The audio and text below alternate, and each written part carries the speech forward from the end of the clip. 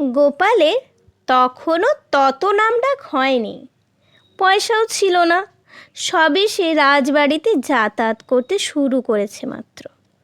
কিন্তু তখনও সে রাজা কৃষ্ণচন্দ্র তেমন প্রিয় পাত্র হয়ে উঠতে পারেনি। একদিন ভোরবেলা রাজবাড়ি থেকে এক লোক এসে ডাকতে লাগলো, ও গোপাল, গোপাল। গোপাল ঘরেই ছিল, কিন্তু কোনো সাড়া দিল না।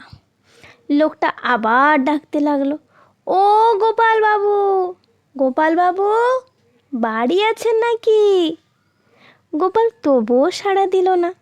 লোকটা আবার ডাকতে লাগলো, ও মোড়ল মশাই, বাড়ি আছেন নাকি? ও মোড়ল মশাই। গোপালের স্ত্রী তখন গোপালকে বলল, লোকটা এতক্ষণ ধরে ডাকছে, তবু সাড়া শব্দ দিচ্ছ না যে? গোপাল তখন স্ত্রীর কানে কানে বলল, আরে কিছুক্ষণ মোড়ল মোড়ল বলে ডাকুক না, আমি যে একজন মোড়ল মাতব্বর হয়েছি, পাড়া প্রতিবেশীরা তার টের পাক। তুমি চুপ করে থাকো, বেটা চেঁচাক একটু।